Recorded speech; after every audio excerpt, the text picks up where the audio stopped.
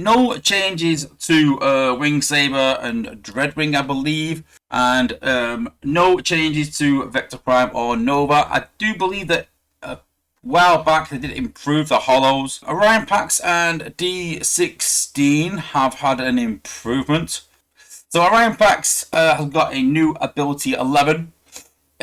Which is reduce the beacon target down to 25%, which will grant allies nearby 20% lifesteal for 10.5 seconds. Destroying the target resets the countdown for this effect.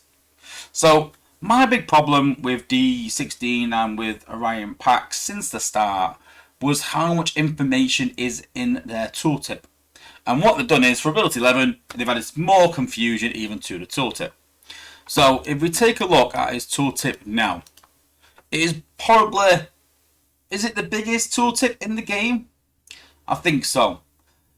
So, reading this, so fire a weapon that deals 2,393 damage to the target. Now, straight off, 2,393 damage is pretty crap. Upon hit, the weapon splits into 4 more weapons, so it goes into 4, targeting nearby defenses or enemy bots. So it's going to go where bots or defenses are. Each weapon places a pulse on its target for 10.5 seconds that heals allies in range for 40% of the target's DPS per second. So if it hits a bot, then 40% of that DPS is going to be a lot more than of a defense, because obviously a bot on defense has like 1,000 DPS, so that's going to be 400. Where if we look at most defenses, they've got a lot less. You're talking 277 DPS and even like 1,127, I suppose, on the MDS. So beam lasers, MDS, yeah, more just MDS really. So basically, to take advantage of it, you've got to hit the MDS, basically. Anything less than that, pretty crap. So bots and MDS, that's what you're looking for to get the most out of it in terms of DPS. Allies can be healed by multiple pulses at once, so if it hits 4, but then again you can't really control where it's going because you hit the first target and then it shoots off, so I'm not sure how you're going to do that. Reducing the beacon target down to 25%, so once the defense that it hits, which you can't really control apart from the first one, down to 25%, grants allies nearby 20% lifesteal for 10.5 seconds. Destroying the target resets the countdown again. So you can get double the time. So you can get like 21 seconds out of healing. So you've also got then his G1, where he gains 17.4% healing. Is that the healing ability, or is that himself? I think it's himself. When you use your ability, you gain stealth for 6 seconds. Stealth for 6 seconds is pretty crap, because you still get hit by AoE, and 6 seconds is nothing in a battle. But anyway, let's give it a go.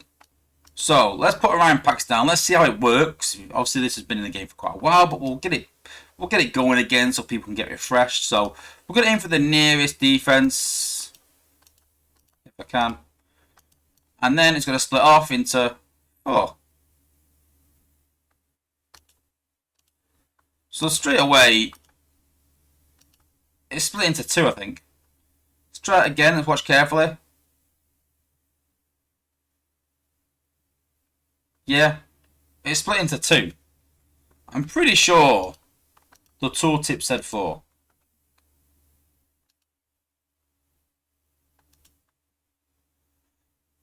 Upon hit, the weapon splits into 4 more weapons. So straight away, it's not doing as it should. It should be 4. And the question you've got to ask is, this has been in the game now for a year.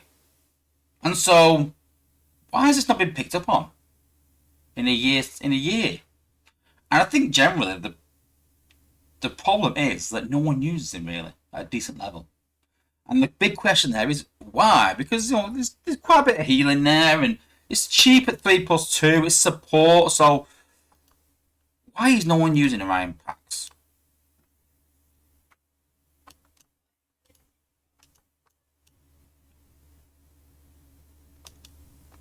So the big problem with Orion Pax is that we hit the target, and then the healing goes off to other sources. Now at this point here, we're looking at around here, around here, around here. But generally, when we're attacking, doing a walk or things like that, we try and keep our bots together. This is sort of spreading the healing out in a wide range. And me personally, I feel like it's hard to take advantage of that because most of your bots are far away. You can see Orion Pax is right back here.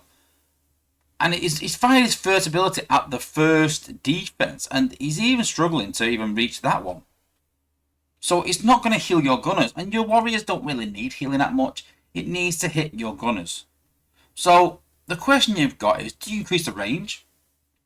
Maybe it's a bit OP because you're putting so much healing in there. Do you increase the spread of the other healing things, weapons? I don't know. But then I thought to myself, I'm going to try something. So I thought, how can we look at this and maybe utilize it to good advantage?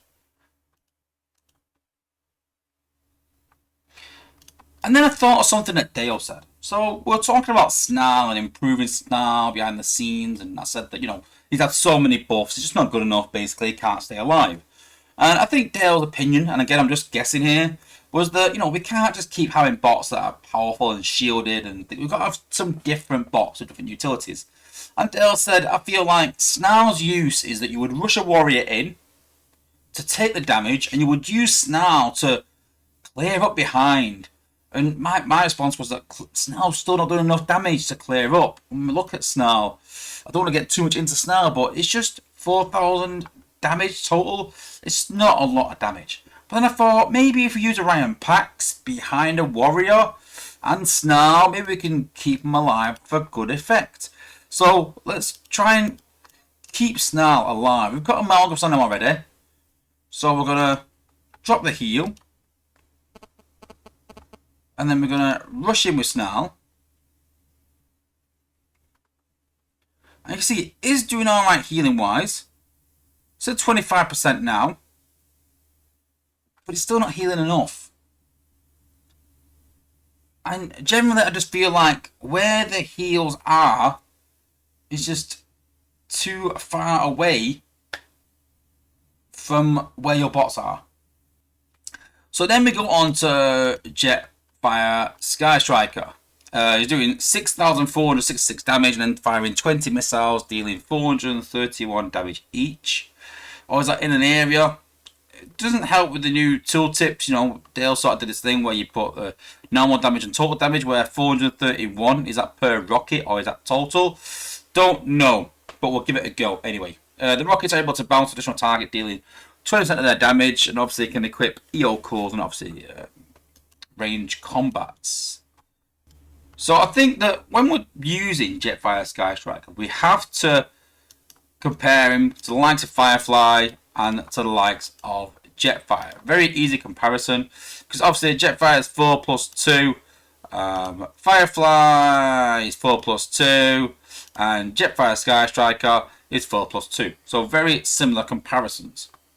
In the top levels of the game, you very rarely find people using Firefly and Jetfire, because I think by design, the shield gen is slightly out of reach for those two bots. And so all of a sudden their utility is dropped to things like build bots, beam lasers, mortars, things like that.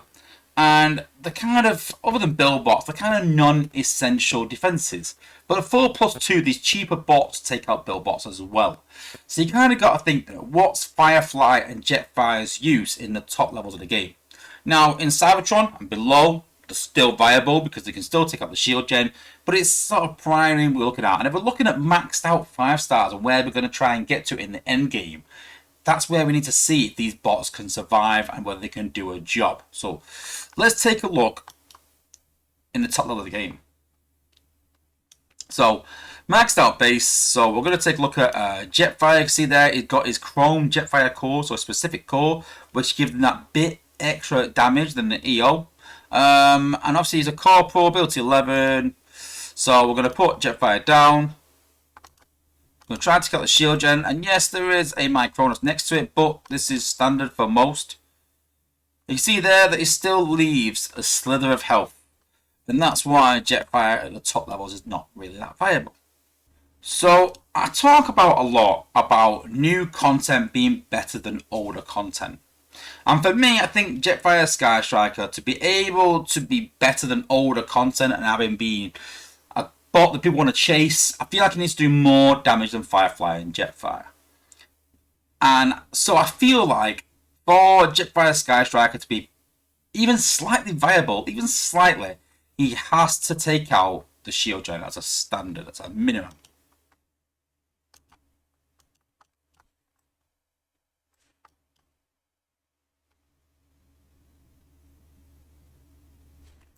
Boom.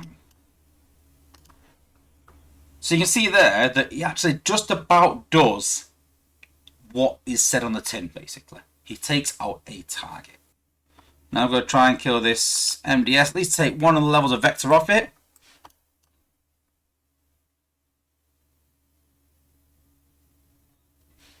And see there, not quite enough. Let's try and take out a cannon.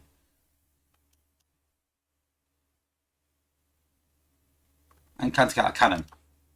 So you kind of see that he has got some utility. Will that make him a new meta bot?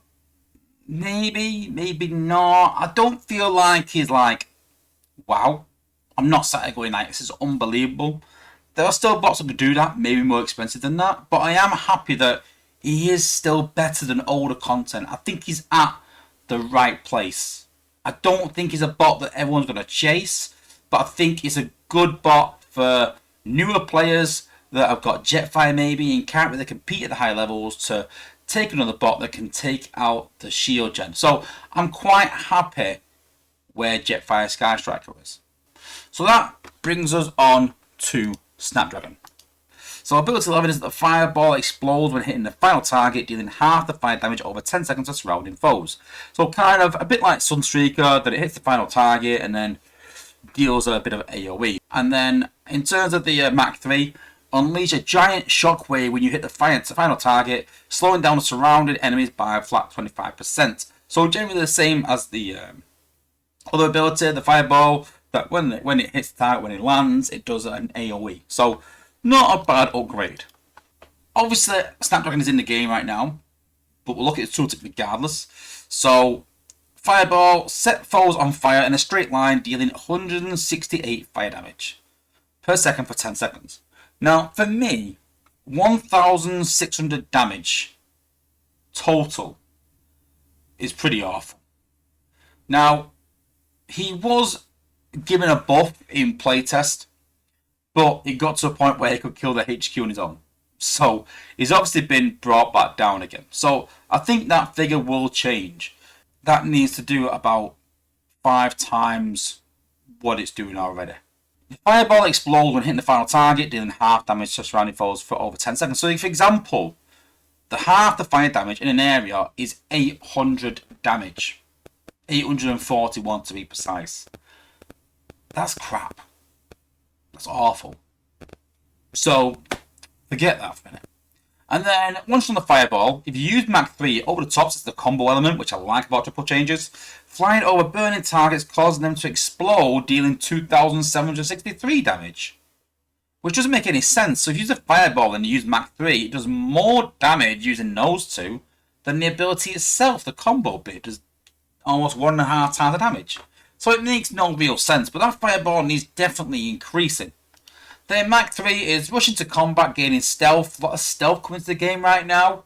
I don't think there's going to be any anti-stealth build-bot cores because we do have flare mines, but we will have more flare mines and more mines at History 19. Who knows? But anyway, rushing to combat, gaining stealth, and slowing enemies by 50%. That's that cryo that we talk about because of how it's coloured.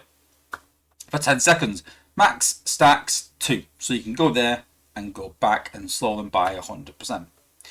Unleash a giant shockwave when you hit the final target, slowing down the surrounding enemies by 25%. So basically it's doing cryo in an area to and from. It's 3+1, whereas the fireball is 4+2. So you would expect the fireball to be a bit more harder hitting because it's 4+2.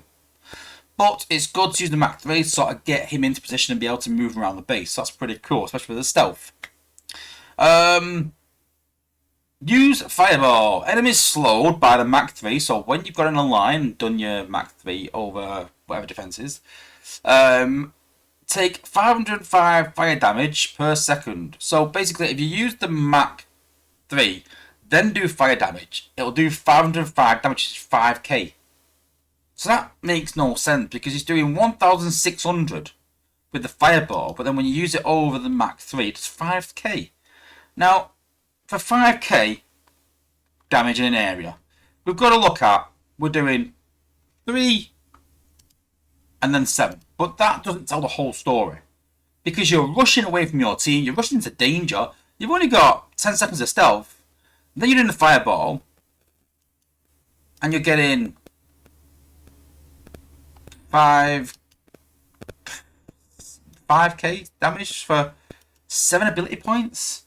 You know, when we look at other bots, other fire bots, because it is elemental, and people complain about Leo Prime, and he's doing 11.5k for 7 ability points. So I'd say Snapdragon needs to do that. But sometimes these tools can be a bit misleading. So let's take him to battle. Let's give him a go. So we've got stealth there. Let's try again. We've got stealth there. Then we're going to do the fireball back on itself. We're going to try and hit here. Try and take it out.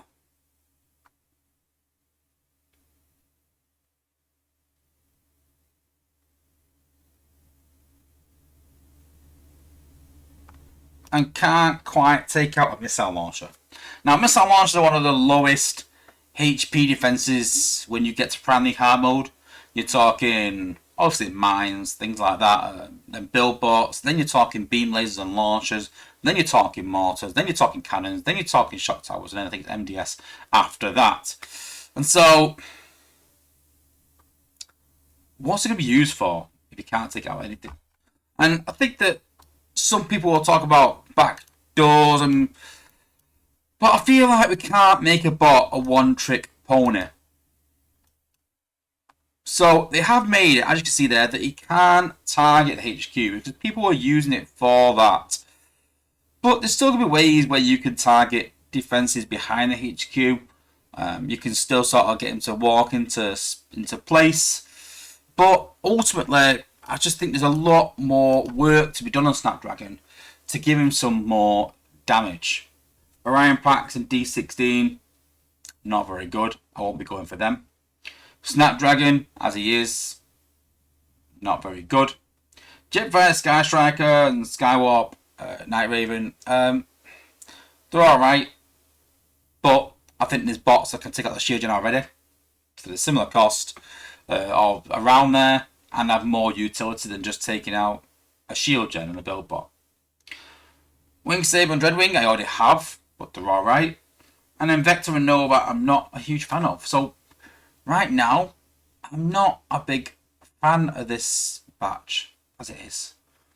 And I know I'm going to do the Crystal Opens with my daughter, but I just feel like I'd be wasting my 5-star shards putting this batch right now. You know, there's nothing in there that wows me. And I know we're going through this balance patch, and we're trying to keep things equal and things like that. But I feel like everything in this batch needs to be a upgrade. I don't feel like Vector and Nova Prime are an upgrade on Rook personally. Freeze might say different, but I don't feel like it is. Wing Saber and Dreadwing sort of doing glass, gas, and damage to a target. I just feel like Warpath can do a lot more damage in a line, a bit different. Utility bot can kind of get it. Roadbuster can take out the shield gen more consistently because Wing Saber can't most of the time because it doesn't quite do enough damage and you need another bot to combo with it as well. I feel like Orion Pax and D16 Meg don't get close to anyone, not even Sandstorm. Jetfire Striker doesn't get close to anyone really. He's got okay damage wise, but again, doesn't wow me. And Snapdragon's pretty woeful at the minute. So it's quite sad really that this batch has come out and we've been positive about these changes they've been doing, the balance changes, and trying to stay positive and go, listen, have faith guys, they're going to improve content. And then we get another batch that's a bit mediocre. But we do have a week, but it is only a week. So we've got a week left till they want to bring out this patch. But I'm hoping that as well, sort of playtesters can get on board with this. There was a lot of focus on Snapdragon and fixing him, and a lot of focus on Snapdragon, but not enough on Orion Pax. I feel like he needs even more work than Snapdragon does. Snapdragon needs his numbers tweaking. Orion Pax needs a whole different utility. So we'll cover him again next week when it goes live, and we can make a better judgment maybe when they've actually balanced it all. But hoping some big changes to Snapdragon and Orion Pax can make this batch at least half decent.